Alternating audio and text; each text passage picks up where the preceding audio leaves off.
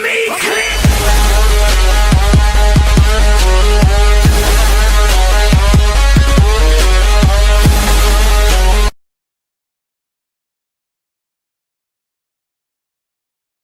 Kehidupan kita memang tidak lepas dari gereja yang benar-benar memang kita hidup di dalam gereja yang bertumbuh. Namun di dalam gereja itu tentunya ada beberapa orang-orang yang memang datang kepada Tuhan tetapi ada kemunafikan yang terjadi. Ya, ingat pesan Yesus Kristus adalah ketika dia memberitakan bahwa pemisahan, dia memberikan keterangan mengenai pemisahan di antara saudara-saudara. Matius pasal 10 ayat 36, dia berkata bahwa musuh tidak lepas dari seisi rumahnya. Artinya apa? Orang-orang yang terdekat dalam kehidupan kita. Ingat, mengapa Yesus Kristus mengatakan bahwa jangan cabut dalam itu? Karena kemungkinan itu gandum akan tercabut. Artinya apa? Akar mereka ini adalah saling kait mengait, saling berdekatan, dan kalau dicabut pastinya terikut gandum itu. Nah, lalang ini adalah orang-orang yang berusaha untuk tarik itu supaya orang-orang ini masuk ya. Nah, saudara-saudaraku, dalam kehidupan kita tentunya banyak pergumulan dan harapan otomatis dalam gereja. Nah, mengapa iblis berdiam-diam untuk menaburkan benih di ladang itulah? Padahal ladang itu adalah ladang yang sudah dipersiapkan Tuhan untuk menaburkan benih yang baik. Tapi mengapa sih iblis? Itulah iblis. Karena iblis tidak suka dengan kebenaran. Nah, pria sejati yang diberkati oleh Tuhan, di hari ini melalui perumpamaan kita akan belajar bagaimana kita harus hidup berkualitas, hidup berbeda dari orang-orang lain. Kita di tempat ini memang bersekolah untuk bagaimana kita cara supaya kita lebih mengenal Tuhan. Tapi ternyata kehidupan kita juga apa bedanya dengan orang lain. Nah, saudara-saudara, mengapa Yesus melarang jangan cabut dulu kan? Artinya dia melarang malaikat jangan. Ini waktu menunaikan akhir zaman. Berarti Yesus melarang bahwa karena akhir zaman itu ada waktunya. Nah, ada waktunya. Terus kalau bahasa sederhananya bilang begini, Tuhan, kenapa kita tidak cabut saja kan beres kan begitu. Tapi Tuhan Yesus bilang jangan, karena kalau kita cabut pasti gandum itu akan tercabut, artinya akhir zaman gitu. Tapi waktu Tuhan berbeda dengan waktu para malaikat. Amin. Waktu Tuhan berbeda dengan para malaikat. Ya. Saudara-saudaraku yang diberkati oleh Tuhan. Nah, mengapa sih iblis berdiam-diam? Mengapa sih orang itu iblis berdiam-diam untuk menaburkan benih yang jahat? Nah, kalau kita kaitkan dengan perumpamaan tentang seorang penabur di ayat pasal yang ke-13 ayat pertama itu, benih ini adalah firman Tuhan. Dan di ayat yang ke-24 sampai 30 dan seterusnya 43, ini benih yang baik ini adalah orang-orang yang dikhususkan oleh Tuhan. Kita yang dipilih. Kita ini adalah orang yang dipilih, amin. Kita ini adalah orang-orang yang dipilih dan dikhususkan oleh Tuhan. Kita dikhususkan untuk hidup di dunia ini untuk berbeda dengan orang lain. Untuk berbeda dengan dunia. Untuk berbeda dengan orang-orang yang tidak mengandalkan Tuhan. Ya. Amin. Amin. Apakah kita mempunyai komitmen hari ini untuk berbeda dengan orang-orang yang tidak mengikut Tuhan? Kita percaya bahwa spiritual kita harus kita kuatkan, ya. Kita harus memang berkomitmen bahwa saya ini adalah pengikut Kristus. Saya ini adalah pejuang Kristus. Saya ini adalah pahlawan Kristus seperti Yakub. Ya. Yakub bergulat dengan Allah. Dia berkata bahwa saya ini, ya, saya menghadap Tuhan, betapa kecilnya saya. Ya. Saudara-saudara yang diberkati oleh Tuhan, di hari ini mengapa banyak goncangan terjadi dalam kehidupan kita? Artinya ada orang-orang juga yang masih ingin mengganggu kita. Nah, itu pertanyaan bagi kita. Artinya apakah kita membiarkan saja? Atau apakah kita menegur, menasihati? Atau apakah kita membuatkan konseling? Pasti perlu. Tetapi bagaimanakah? Lihat kondisi orang tidur ini. Saya percaya bahwa kita sudah mengetahui bahwa kondisi orang tidur ini bukan mereka orang lalai. Karena apa? Di kitab ini tidak menjelaskan bahwa Yesus mempersalahkan para malaikat dan orang-orang yang tidur. Amin. kalau kalian baca. Tetapi apa? Yesus apa mengatakan bahwa iblis yang melakukan itu. Artinya apa? Sebuah penegasan bahwa ketika orang-orang memang sudah benar-benar melekat kepada Tuhan, dia sudah benar-benar mengikuti jalan Tuhan, dia sudah benar-benar memang dia pegang perintah Tuhan, dia bukan karena tidak berusaha tetapi dia berusaha. Ingat baik, Tuhan tidak pernah mempersalahkan kepada orang-orang yang benar kalau dia bersusah payah untuk berbeda di ladang Tuhan.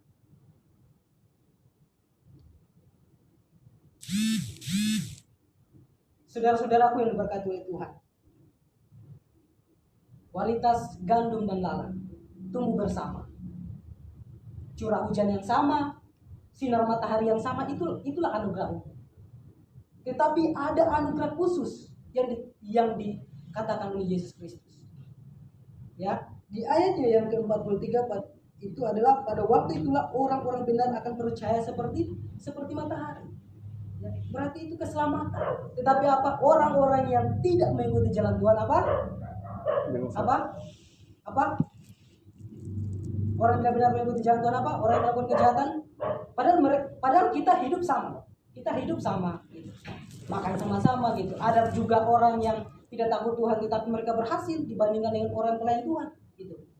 Tetapi ada anugerah khusus yang Tuhan berikan, yaitu keselamatan. Ya. Di luar daripada Yesus tidak ada jalan lain. Apabila jalan kebenaran dan hidup, tidak ada seorang pun yang datang kepada Bapa kalau tidak melalui Dia.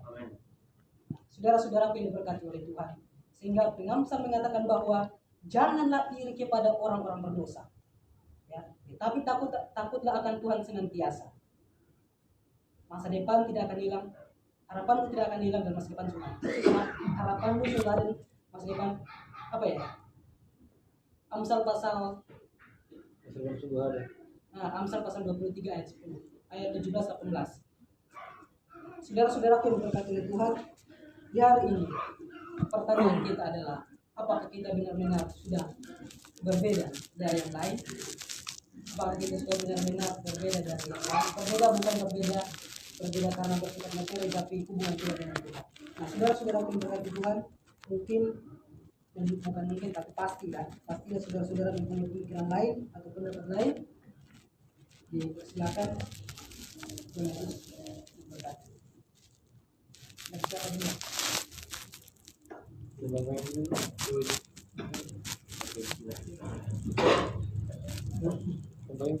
Dari Joni.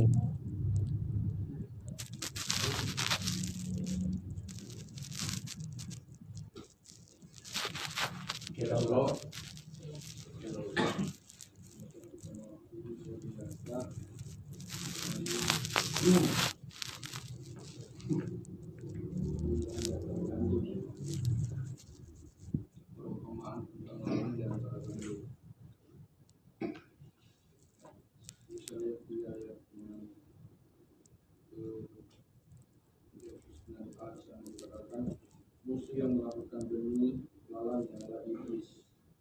Musuh yang melakukan benih lalang adalah iblis. Kita melihat perumpamaan tentang lalang yang tergandum. Situ Tuhan Yesus menjelaskan orang yang menabur benih, baiklah ia anak manusia, lalang adalah dunia.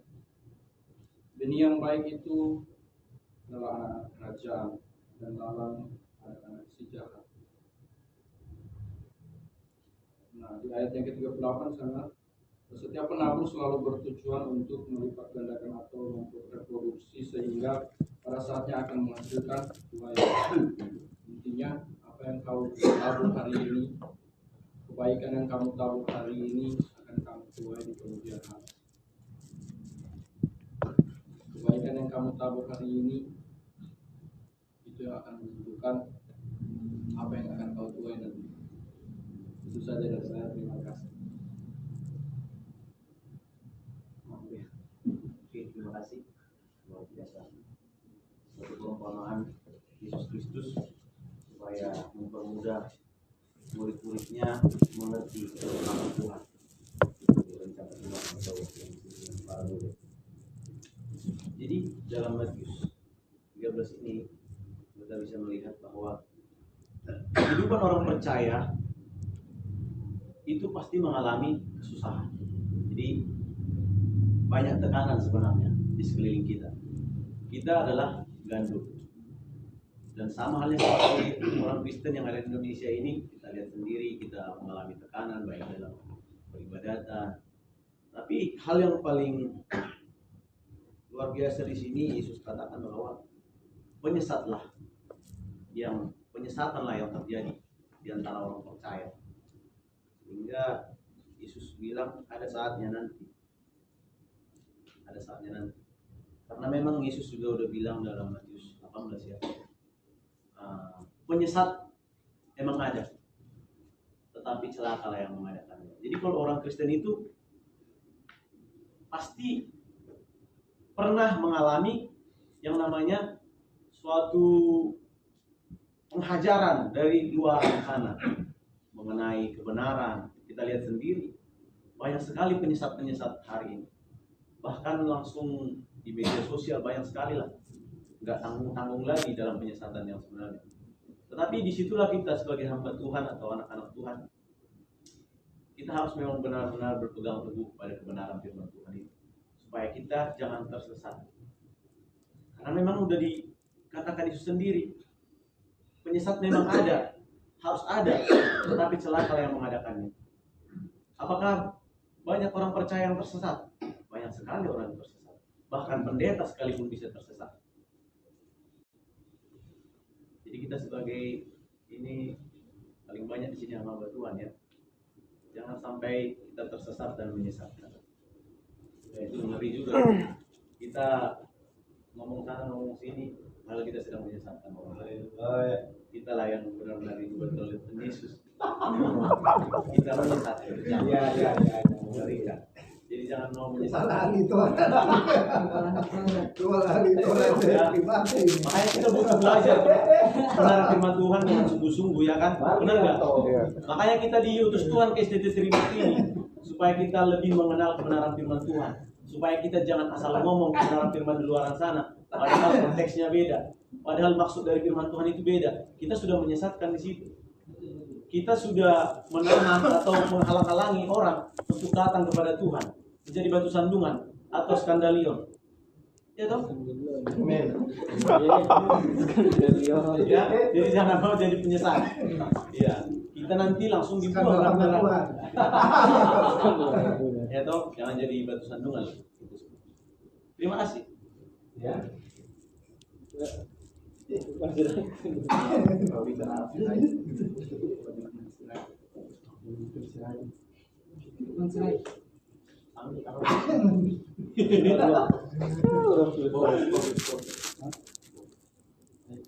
Sini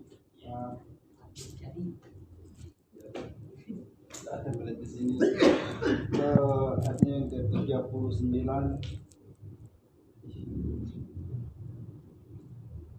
Musuh yang membutuhkan dunia lalang ialah iblis. Waktu menuai ialah akhir zaman dan para penuai itu. Ayat yang ke-38 sih, ladang ialah dunia. Benih yang baik itu anak-anak kerajaan dan lalang anak-anak sejahat. Jadi kita mengetahui di sini adalah satu perbedaan antara lalang dan benih. Kita mengetahui di sini lalang adalah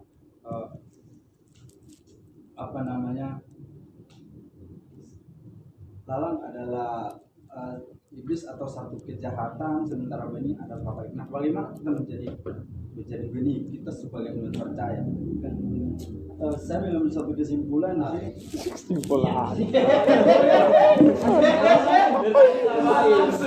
Langsung kesimpulan.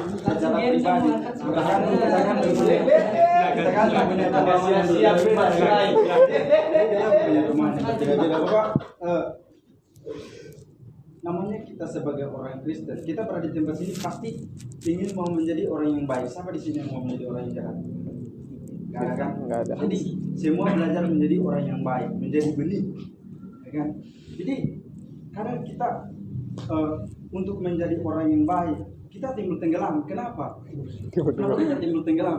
Karena kita kurang bersekutu dengan Tuhan. Saya di sini risau ketika tiap hari saya itu pengen ibadah, tapi karena ibadah itu kalau saya nggak sungguh-sungguh, saya datang ke gereja itu hanya apa namanya rutinitas saja kan, hanya rutinitas. Jadi saya tuh jarang merasakan, saya tuh hanya saya kurang merasakan persekutuan dengan Tuhan, datang ke gereja hanya haleluya haleluya memuji Tuhan, tapi saya hati jauh dari iya, Tuhan. saya itu merasa Mulutnya memuji Tuhan. Hatinya jauh. karena terkadang banyak orang Kristen ketika dia ke gereja, dia nggak mendengarkan apa yang firman itu katakan kepada dia mengikuti apa yang dia ingin dengar, yang menyenangkan telinga kan, dan musik-musik yang kan? Tapi sebenarnya tujuannya bukan firman itu membenarkan dia, tetapi dia yang membenarkan firman itu. Maka bagaimana untuk kita mau menjadi benih? Bagaimana untuk kita menjadi orang yang baik? Iya, jadi di sini kita harus belajar. Di sini kita harus belajar. Ya, jadi apa namanya? Saya tuh sekarang berpikir seperti ini. Kali ini sudah Saya tuh- jam terbang pengalaman. Iya. Saya sekarang berpikir seperti ini. Satu banyak. Dan saya Bukannya dari gelap masuk ke terang. Memang benar-benar. Sekarang berpikir seperti ini. Kalau saya 4 tahun di tempat sini, lalu saya pulang tidak membawa hasil, ngapain saya lama-lama di sini? Kalau hanya mau mengetahui kita, ngapain kita sekolah teologi ya? Jadi dari sini ketika kita orang tidak, kita pulang ke kampung kita masing-masing, orang tidak melihat kamu berteori, kamu tidak berteori, ketika kamu tidak bisa praktekkan, orang mau bilang apa? Saya itu menjadi pergumulan biasa kalau saya menelpon sama orang tua, saya bilang, aduh, apa saya itu punya ini pergumulan, apakah saya itu bisa? Soalnya orang kan di kampung sudah mengetahui saya itu orangnya seperti apa kan, karakter hidup saya itu seperti apa. Jadi saya itu menjadi satu pergumulan yang setiap hari itu saya ingin mau, tapi kadang karena situasi tidak mendukung, saya itu terombang ambing, tenggelam. Di dalam kamar atau di luar kamar? Kapal selang gitu. Karena agak gesekan sedikit, langsung bunyi kan, biasa saling, yang Sama Joni. Joyce. Iya. Amin. Ya kalau dari saya, nah bagaimana untuk kita menjadi yang baik untuk mengikuti apa yang diinginkan oleh Tuhan, yang bersekutu dengan Tuhan. Dan kalau kita mau masuk ke dalam kerajaan surga, di sini pasti kita punya tujuan untuk mau masuk kerajaan surga. Kerajaan surga bukan berarti kita mau masuk kerajaan surga, kita ibadat tiap hari itu tidak menjamin masuk ke dalam kerajaan surga. Dan Yesus mengatakan bahwa bukan orang yang memanggil Tuhan yang masuk ke kerajaan surga, tetapi orang yang melakukan kehendak Bapa. Kalau kita memanggil Tuhan, semua orang bisa melakukannya. Ini yang susah, ya kan? Bisa mengambil kesimpulan, mari kita sungguh-sungguh untuk belajar. Saya berkata seperti ini bukan berarti saya bisa, saya lebih parah daripada saudara-saudara yang ada di tempat ini. Cuma mari kita saling mendukung supaya kita lebih dekat sama Tuhan. Terima kasih. Amin. Jangan saling menyusahkan.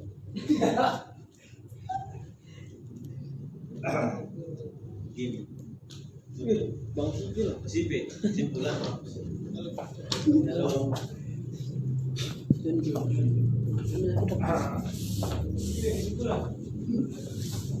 Sipi. Sebenarnya terima kasih. Tadi tadi kan saya kesimpulan. Sebenarnya tafsir musik saya Iya kan, percuma kita tidak. Jadi apa yang Ya maksudnya dia dulu lalat, tapi sekarang jadi gandum. yang baik sih. Cuma dia kan ungkapnya malu, jadi dia pakai bahasa-bahasa simbol kan. Nah, itu. Ayo terus. Ya, luar biasa. Kalau kita lihat ini dari 24 dan 26 ini, saya menurut tafsiran saya ini mengenai itu. Menurut saya ini apa yang itu mengenai itu mengenai gandum yang baik dan itu benih yang jahat. Sama seperti yang kata tadi, lalat. Ya, jangan di videoin lah. Udah lu tahu di videoin. Jangan begitu kalau diucap kan. Ayo belum kita udah dingin gitu. Iya. Atau doanya jadi kopi. Kopi nggak enak. Ayo bicara cepat. Iya. Jadi kita lihat dari ayat 37, ia menjawab katanya, orang yang menabur benih yang baik ialah anak manusia, ladang ialah dunia. Jadi sama dengan tadi yang dijelaskan oleh hamba-hambanya. Jadi di sini dikatakan orang yang menabur benih yang baik ialah anak manusia. Jadi kalau kita ibaratkan dalam kehidupan sehari-hari, jika engkau menabur kebaikan dengan kebaikan, kamu tua dengan kebaikan. Nah jika engkau juga itu menabur dengan kejahatan atau segala hawa nafsu, nanti itu yang kamu tuai nanti kehancuran. Jadi saudara ketika sama Tuhan Yesus ikutilah firman Tuhan. Sama dengan tadi yang ayat 43, pada waktu itulah orang-orang benar yang percaya seperti matahari dalam kerajaan Bapa mereka. Siapa bertelinga hendaklah ia dengarkan. Jadi saudara ketika sama Tuhan Yesus, marilah kita menjadi berkat kepada sesama manusia dan jangan menjadi penyesat. Sudah jadi penyesat namun menyesatkan. Sama-sama nanti masuk dalam hidup. Terima kasih Tuhan Yesus berkati. Sudah mulai jadi calon guru nih.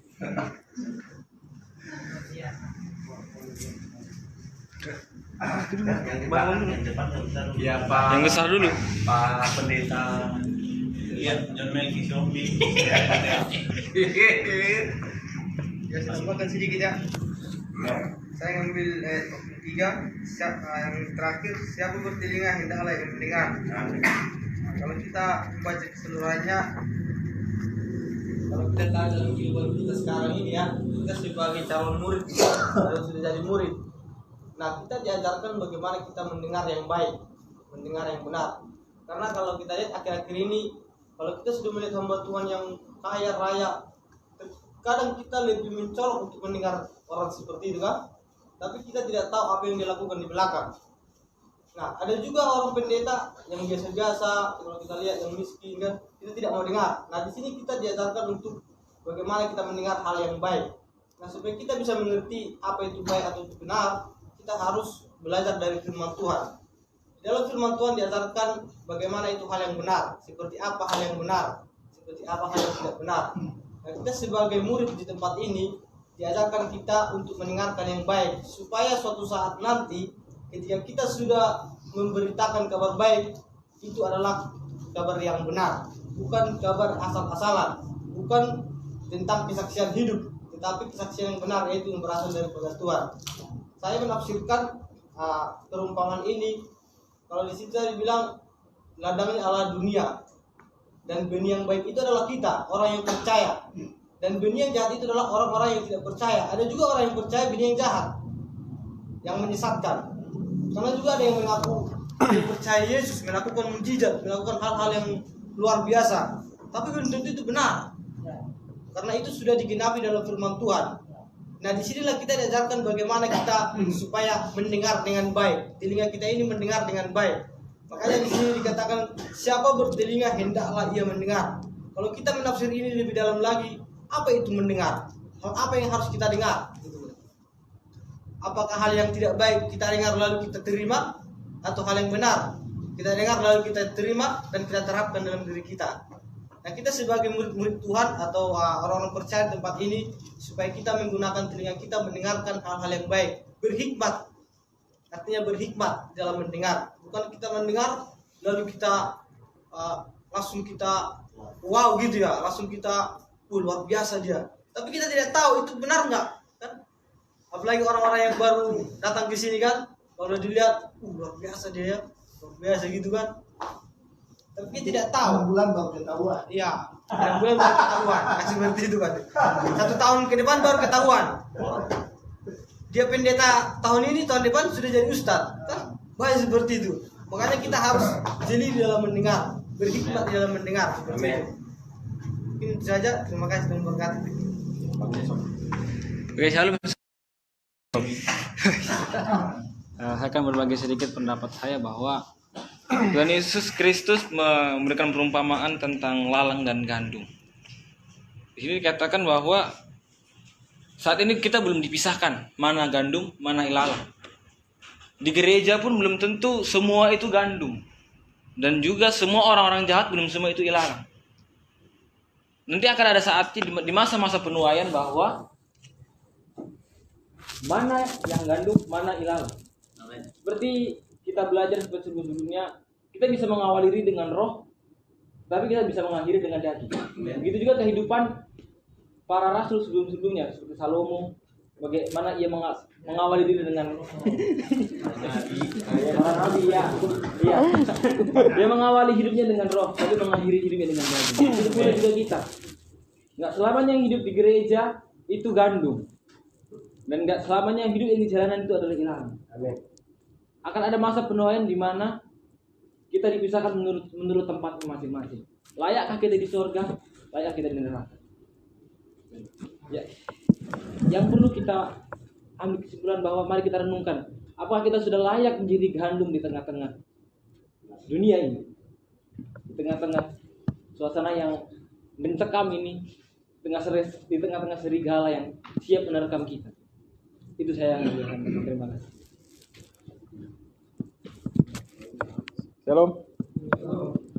Ya, kalau dari pribadi saya, dari perumpamaan itu tadi ya, gandum dengan lalang, itu diibaratkan dari pribadi kita.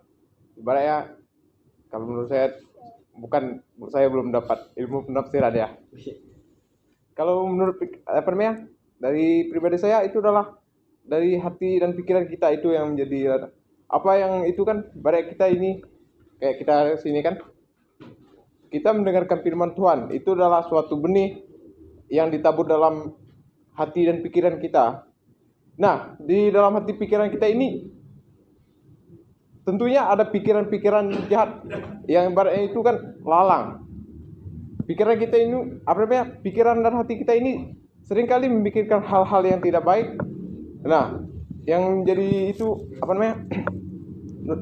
yang perlu kita hilangkan itu, ibaratnya tadi itu yang perlu kita buang adalah pikiran-pikiran buruk kita yang timbul dari pikiran kita, supaya kita firman yang ditabur ke dalam hati dan pikiran kita itu bertumbuh dan berkembang dan menjadi berkat bagi orang lain.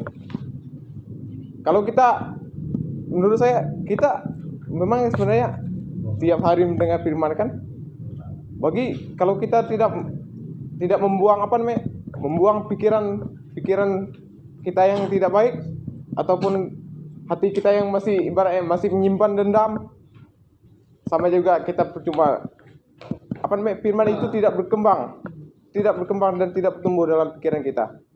Ibarat kita lihat ladang ya, kalau udah musim itu kan pasti kita menabur benih, dan dan ketika benih itu tumbuh pasti juga ada rumput-rumput yang tumbuh itu. Dalam itu pasti mereka buang semua itu rumput-rumput yang ingin mengganggu padi itu kan, supaya supaya padi itu tumbuh dan berbuah baik. Seperti juga kehidupan kita ini, kita ditaburi firman, tapi pikiran kita dan niat buruk kita itu harus kita hilangkan. Jangan kita saling menghakimi satu sama lain, ataupun menjatuhkan orang lain lah.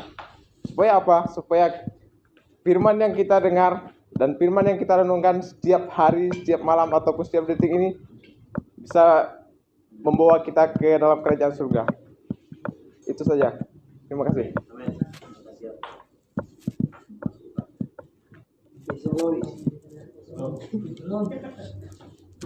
Terima kasih kesempatannya. Ayo teman-teman, jadi masih teman-teman. Duluan. Koordinator gereja udah berbicara, makan.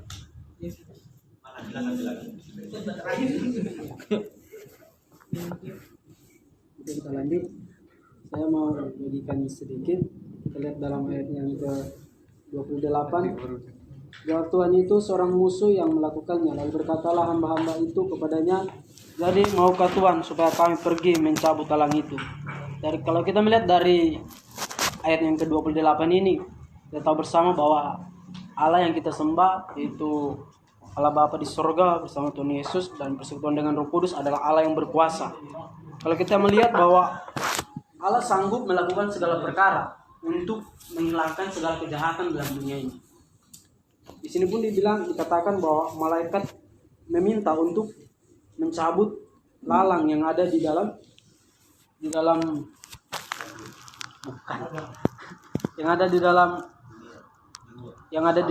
boleh dikatakan dalam dunia lah dibilang. Tetapi kata tuannya tersebut katanya jangan nanti ikut tercabut gandum yang ada di dalamnya juga. Kalau kita melihat bahwa Allah itu berkuasa untuk mencabut segala kejahatan yang dalam dunia. Tapi belum saat ini kita tahu bersama bahwa belum saatnya Tuhan melakukan hal tersebut. Kita tahu bersama bahwa di dalam dunia ini ada orang fasik dan juga ada orang yang benar. Di dalam dunia ini kita ibaratkan perlombaan. Kita sebagai anak-anak Tuhan ya adalah benih yang baik. Kita sama-sama berlomba. Dalam dunia ini kita ibaratkan adalah perlombaan. Apa kita bisa menang atas kejahatan? Apakah kita bisa bertahan untuk melakukan, kita sebagai anak Tuhan, apakah kita bertahan untuk melakukan apa yang baik? Tapi kalau dalam perlombaan kita dalam dunia ini, kita dikalahkan oleh si jahat, berarti kita ikut apa yang dilakukan oleh si jahat. Maka kita kalah dan kita akan binasa bersama-sama dengan hal yang jahat.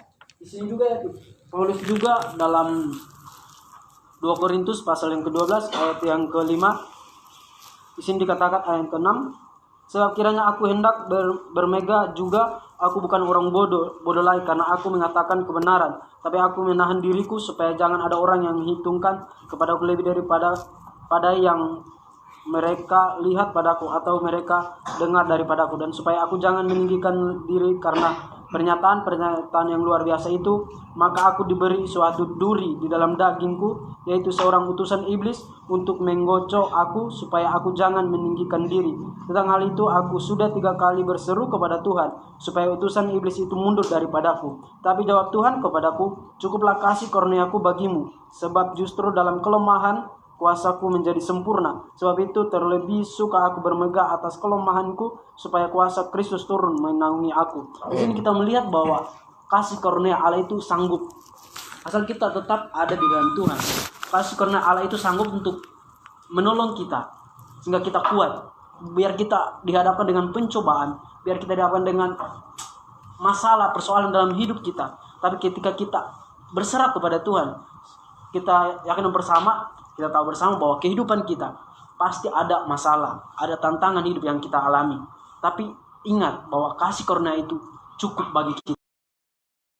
Sehingga kita tetap ada di dalam Tuhan dan kita tetap berserah kepada Tuhan. Sehingga kita tetap kuat di dalam Tuhan seperti Rasul Paulus, dia mengakhiri pertandingan yang baik dan pasti diselamatkan.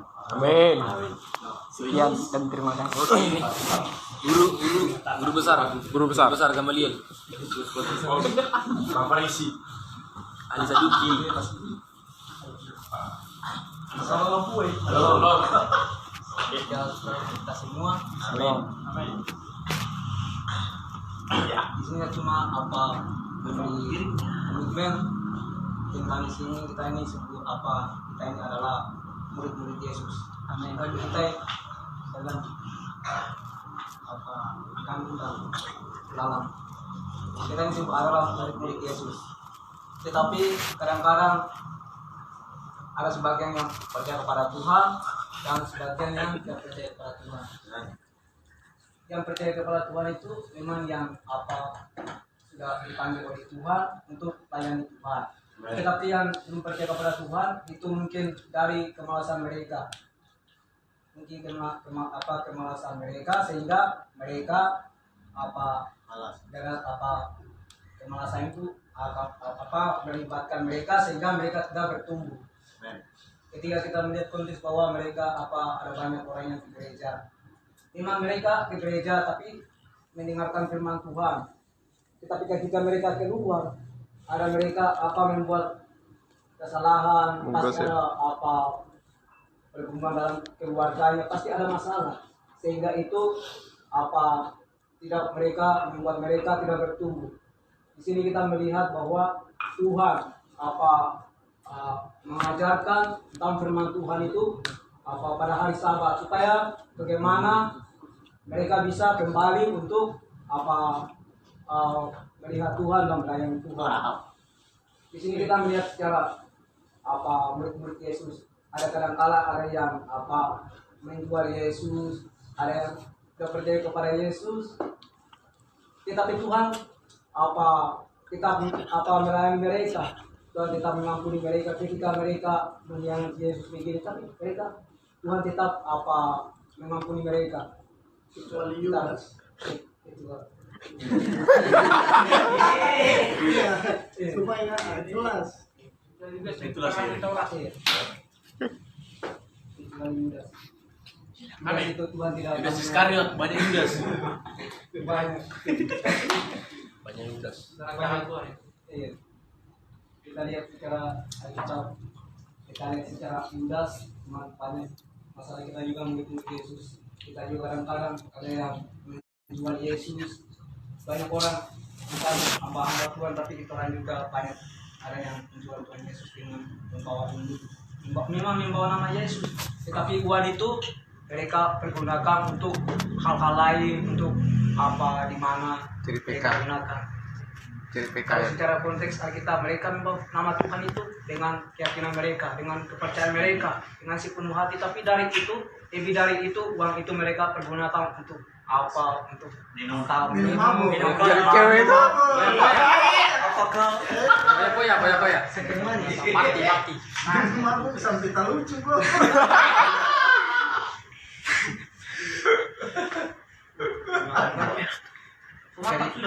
jadi kita melihat dari Yudas. Tetapi Yesus bisa memaafkan dia ketika dia membuat Yesus begini, tapi Yesus masih memaafkan dia. Ya, itu saja saya sampaikan. Amin. Siapa dimaksud? Iya, Yesus memaafkan.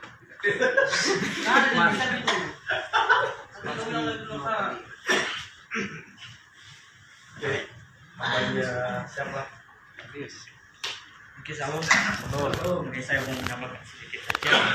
Untuk menjadi seorang atau kita untuk menjadi benih yang baik Tuhan yang baik, mari kita belajar dari pribadi yang luar biasa. Siapa pribadi yang luar biasa adalah Yesus Kristus. Saya ingin percaya ketika kita selalu mendekat kepada pribadi yang luar biasa, kita akan menjadi orang-orang atau laskar-laskar di Kristus. Saya ingin percaya ketika kita selalu bersekutu dengan Tuhan, mengenalkan Tuhan dalam kehidupan kita, maka kehidupan kita akan menjadi sama seperti Kristus. Terima kasih. Salam. Ya, sedikit yang saya pahami tentang perumahan ini merupakan, mari kita berusaha untuk memilih yang baik. Berusaha untuk memilih yang baik. Berusaha untuk Memilih yang baik. memilih yang baik. Cewek yang baik. Iya. Motor yang baik. Langsung ke sini. Yang baik. Cewek. Atas buat. Salam. Terima kasih. Saya terutama dengan terima kasih sama Pak Timmy dulu ya. Amin. Dan juga ada sini ponakan saya. Ya, jadi kami bilang termasuk apa dari sini. Kakek, puji Tuhan bisa kita berkumpul saat pada malam ini. Amin. Di dalam kepribadian saya, di mana kita sering ngumpul-ngumpul, perhatian kita itu jadi di pada sifat-sifat teman kita kan. Karena saya sudah beberapa minggu ini ya sering datang di sini akademia. Jadi saya itu kapan saatnya nanti bisa tersurat di dalam hati saya, bisa terdiam dalam hati saya.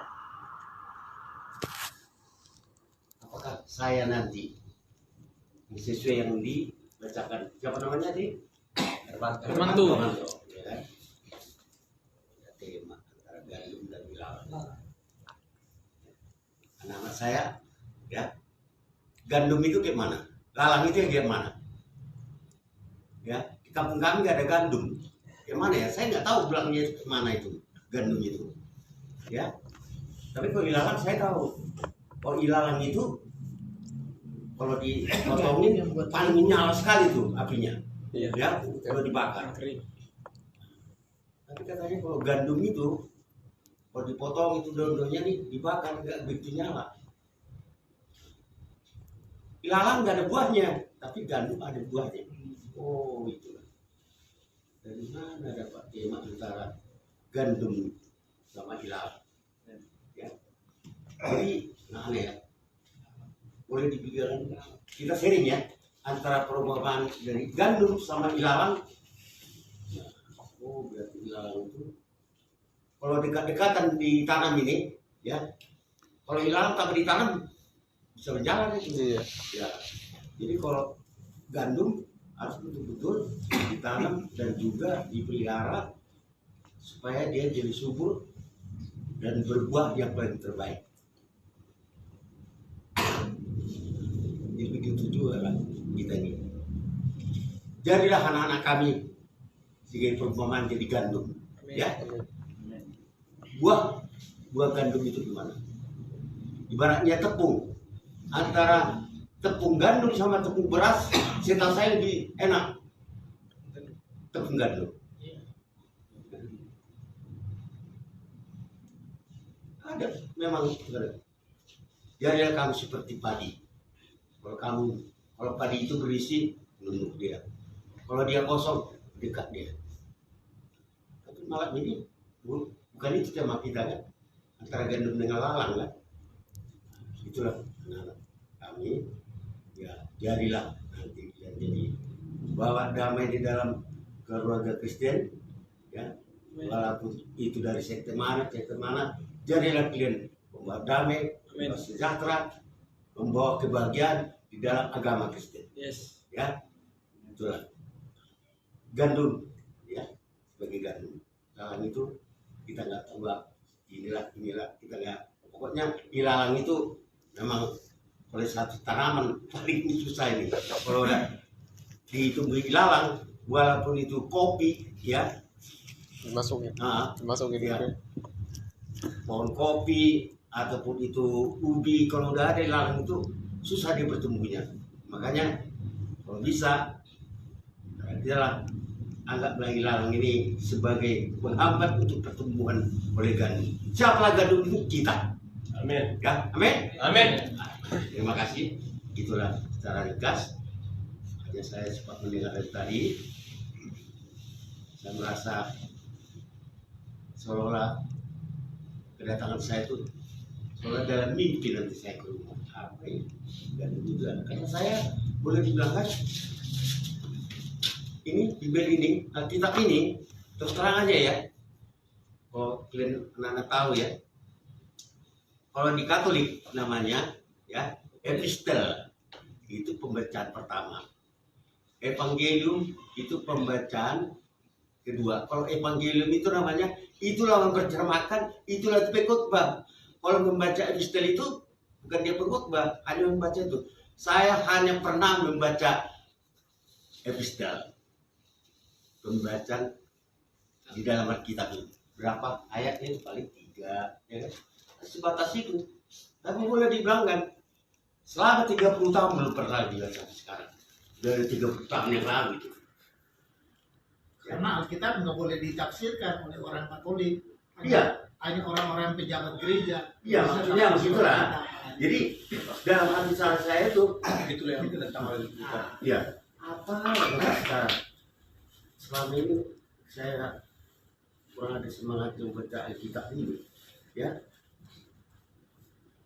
gara-gara ya boleh dibilang jauh benar 30 tahun udah 30 tahun Pak. Saya berkeluarga itu udah 45 tahun belum. Nah, umur saya sekarang 70 ya.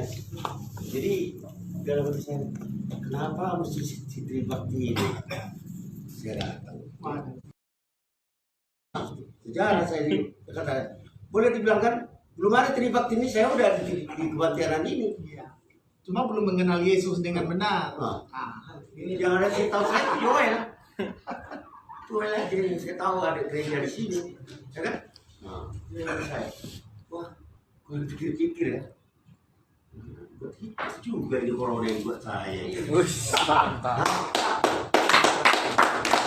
Kalau ada COVID ini dan makanya rumah saya di rumah saja, di rumah saja. Di rumah saja. Mana betahnya saya di rumah? Kemana saya ini ya? Kemana saya ini? Kalau saya pemain, tahu nggak? Dari teman-teman saya di seberang, rapot tuak, tahu? Apa artinya rapot tuak itu? Gede tuak, teman-teman minum, ya kan? Apa di situ? Saya udah berapa tahun, 20 tahun saya ngumpul, nggak betul. Mana sih perkembangannya? Perkembangannya? Ya, puji Tuhan lah. Kebahagiaan buat saya di Covid inilah. Itu pengalaman saya. Ya, begitulah. Terima kasih ya. Amin.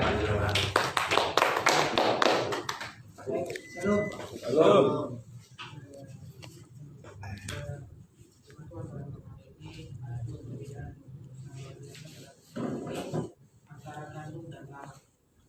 Menurut saya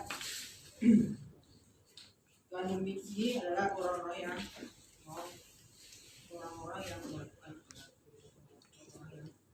melakukan kebenaran.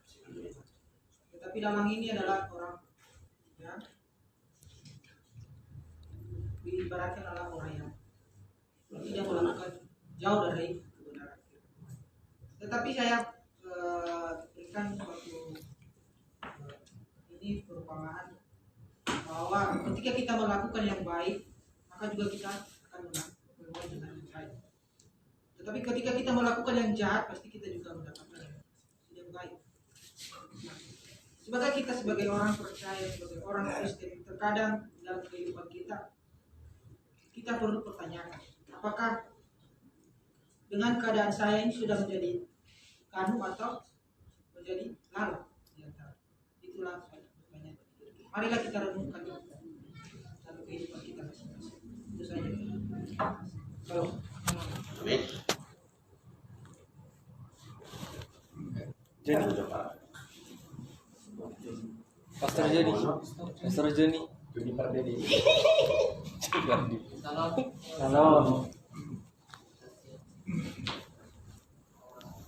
Kita tahu bahwa gandum ini disebut sebagai baja. Dan kalau orang ini orang jahat, dan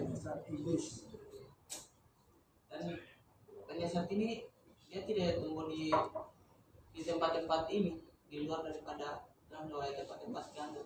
Artinya di mana ada kebaikan di situ pasti ada kejahatan itu. Jadi ada gandum pasti ada penyesat. Jadi ada kebaikan pasti ada sejahat. Jadi mereka ini apa ya? Macam joy, padahal tidak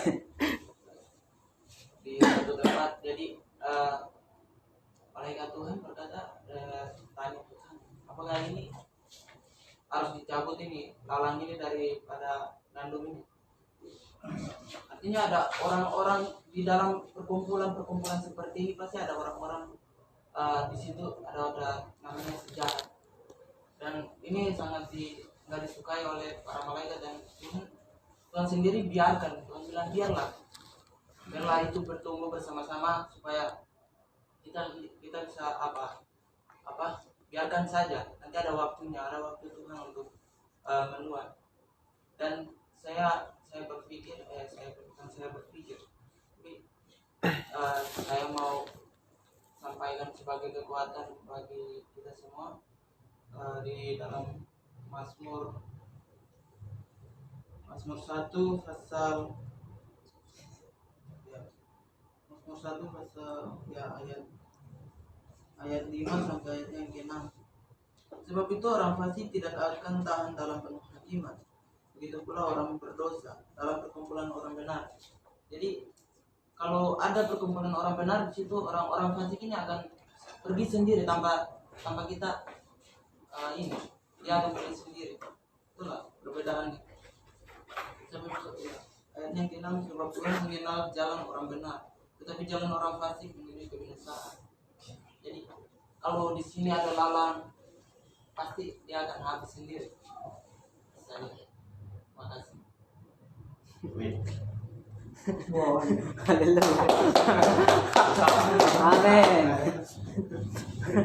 Dia sudah pakai Luther ini. Alkitab menafsirkan Alkitab. Boleh juga. Tulus. Karena berarti satu dulu. Minggu depan ini Pak. Ya, gimana pun poinnya kami serahkan. Oke. Dari bulan ya.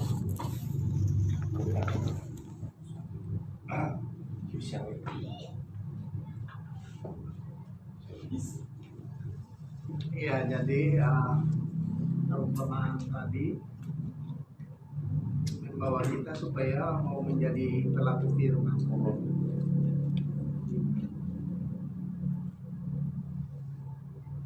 Konteks tadi kan bicara juga tentang akhir zaman. Akhir zaman itu banyak sekali penyesalan. Jadi saya pun pernah ada waktu itu ngajar di Tiberias. Jadi ada pendeta yang pakai nama Tuhan tapi sebenarnya bukan. Itu saya pernah alami dalam pengertian. Ada mahasiswa yang saya bimbing, dia mamanya, ibunya kalau baptis, Pariadi baptis itu dia di kolam renang gitu. Tapi anaknya bisa mengalami flooding terus meninggal sesudah tamat sarjana ekonomi. Jadi punya usut rupanya di antara tim baptisan itu kurang lebih 10 tahun lalu sempat rame waktu itu di Tiberias bahwa ada pendeta yang pakai itu. Ya ini satu fakta yang benar-benar terjadi kalau kita bicara konteks penyesatan. Memang ngeri. Dan puji Tuhan, waktu kalau saya nggak salah waktu Natal 2009 ini ibu itu dia bilang anak saya baru meninggal kurang lebih berapa bulan lalu. Lalu cuma saya bilang itu introspeksi diri lah saya bilang. Akhirnya pendeta itu hanya dikeluarkan dari Tiberias. Jadi itu ya, jadi waktu akan menguji pengajaran kita ya. Nah itu jadi ini yang harus kita waspada ya. Jadi kadang-kadang hamba Tuhan ingin terkenal, ingin populer, dia bisa pakai ilmu lain di dalam pelayanan. Itu sih yang saya alami sendiri. Ya, saya pernah pergi sama-sama dengan hamba Tuhan itu ke Israel. Ya, kita pernah diskusi, tapi memang itu benar-benar terjadi. Nah, jadi itu yang harus kita waspada karena memang apa yang tersurat dalam Alkitab ini memang harus terjadi. Gitu. Di dalam gereja kan penyesatan itu muncul dari dalam gereja, jangan kita lupa itu. Ya. Jadi orang bisa berbicara pakai nama Tuhan, tapi motivasinya lain. Nah itu, ya, nah, itu yang harus. Jadi di sini butuh kepekaan. Ya. Jadi kalau ada orang bilang Pariadi punya roh membedakan hikmat, saya bilang dia sudah gagal.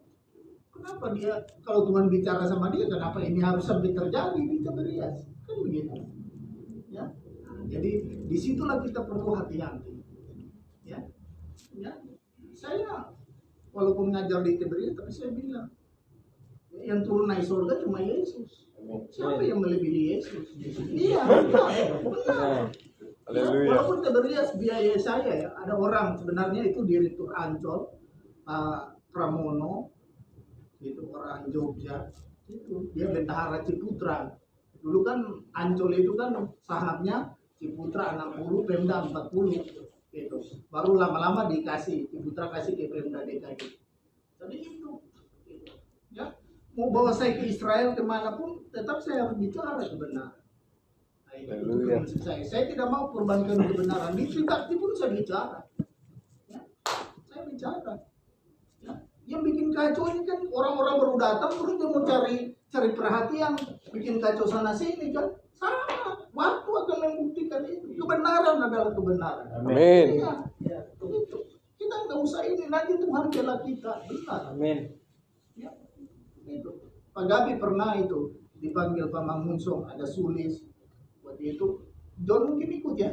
Pak Mangunsong bilang, nanti siapa yang paling maju? Hari ini saya berita ya, bahwa Tuhan sudah pakai Tribakti. Luar biasa. Iya.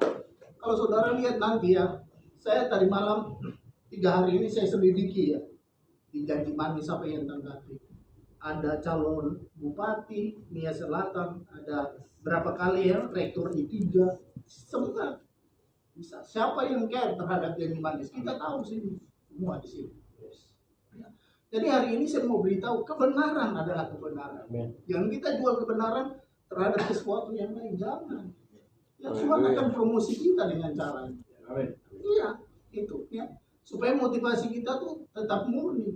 Saya puji Tuhan nih, kenapa GPSK tidak pernah kasih IPK? Supaya juga pelayanan kita teruji.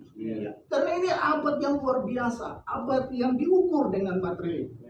Segala sesuatu diukur dengan materi. Tidak. Iya. Coba boleh tanya itu. Kita nggak punya modal untuk buat Janji Manis. Kalau itu dulu kita buat di Sun Sungguh, 1 episode itu 5 juta. Kalau sekarang sudah 70 episode, 7 kali 5. 350 juta, dari mana uang pribadi? Tapi saya mau lihat pemeliharaan Tuhan itu yang luar biasa. Ya.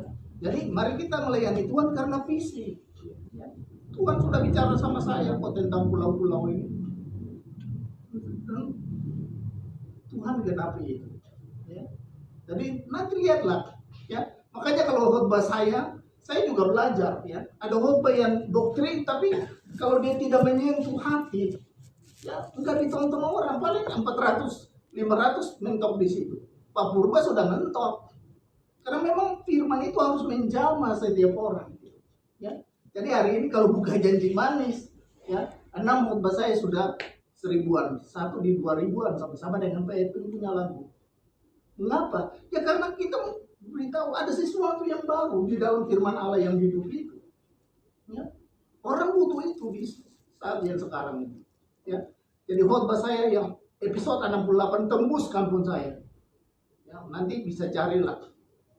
Sebenarnya orang-orang dari kampung saya itu penjahat-penjahat besar. Tapi tahun 2008 oleh karena Tuhan, ya, saya layani penjahat-penjahat besar itu. Benar. Itu yang luar biasa. Jadi mereka juga ada komen juga semua di sini. Itu yang saya lihat luar biasa. Ada yang satu dia pindah dari Ambon ke Merauke. Jadi ada pemirsa janji manis di Merauke. Ya. Oh ini luar biasa Tuhan buat ini. Ya. Bayangkan program ini 3 tesis dari program ini. Ini kita nanti kalau shooting kemarin selesai 85 episode. Kita masih ada shooting 1 kali lagi sebelum wisuda. Saya harapkan bisa sampai 100 episode. Baru nanti kita buat buku-buku berdasarkan khotbah itu. Kira-kira begitu. Siapa yang buat ini semua? Tuhan. Dengan apa? Dengan kasih karunia, dengan iman. Ya, jadi itu. Ya mari kita tetap. Jadi saya tetap bersyukur gitu. Ya, puji Tuhan. Kadang-kadang mau hari ulang tahun, saya cuma ada waktu itu 150. Saya mau beli ikan 5 kilo. Wih, tiba-tiba Tuhan bawa Pak Sarman. Beli macam-macam lah tanggal 9 Mei itu. Sehingga kita mengucap syukur di sini. Oh, itu karena kasih karunia Tuhan yang luar biasa ya. Jadi saya mau beritahu supaya kita harus uji segala sesuatu. Peganglah apa yang baik dan yang berkenan kepada Tuhan, yaitu sesuai dengan firman-Nya. Ya, nah, supaya jangan kita dikibulin. Orang mau bilang dia ikut pemerintahan 45 tahun, buahnya mana? Asal kok. Ya, jangan datang bicara banyak di Tribakti. Ya. Iya. Nah, jadi puji Tuhan lah. Itulah jadi saya ingin tuh membagikan sesuatu yang kalau mau bicara, saya dulu ada pendeta Rudolf Bernard yang dia sudah almarhum, tapi itulah dia yang bilang, kalau kamu mau khotbah bicara dulu nih untuk pohon-pohon ini. Ya, orang pertama yang ngajak saya bicara di gunung itu namanya Gunung Nona di Ambon, itulah pendeta Rudolf Bernard. Nantilah saya ingin juga untuk semester berapa nih, semester 3 ya sekarang ya. Iya. Mungkin nanti besok kita kumpul, kita mau bicara dulu metode untuk pembahasan firman Tuhan. Tapi Hermanto sudah cukup paham juga nih. Juga Joni mulai paham ya. Nah, sudah mulai dia tahu Alkitab, menafsirkan Alkitab. Siap. Sudah paham mulai ya. Kita berikan saya sebelum pergi ke Tugelo. Nanti jam 3 besok itu semua semester atas kumpul, kita pembimbingan jam 3 sore, jadi besok jangan diganggu. Kalau pagi nanti kita mau kuliah dulu homileti yang saya ingin menolong, karena Pasio Ombing saya lihat dia nggak pernah muncul kan nggak boleh begini. Jadi saya harus ambil alih sebelum saya ke Tugelo supaya kita punya pemahaman ya. Tapi kita bersyukur ini sudah luar biasa. Tuhan buat ya, dan terima kasih kalian sudah datang di sini kan. Kita mau buat sesuatu untuk kemuliaan. Amin. Ya. Jadi nggak usah takut ya. Nggak punya duit, Tuhan punya segala sesuatu. Amin.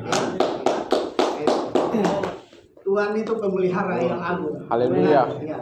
Jadi ya, mujizat pasti terjadi ya. Jadi kita sudah lihat bagaimana Tuhan buat terhadap Bang Jonaki. Dengar apa yang dikatakan Pak Monson, nanti kita lihat siapa yang maju. Jadi hari ini saya jawab itu, ya Tuhan sudah bawa Tribakti dengan caranya, ya karena Tuhan berkenan. Ya, kiranya Tuhan Yesus memberkati kita semua. Dan kita mau bangkit berdiri, kita mau menyanyikan satu lagu pujian penyembahan. Silakan, Ipe, bawa satu lagu pujian penyembahan, kita nanti berdoa sama-sama.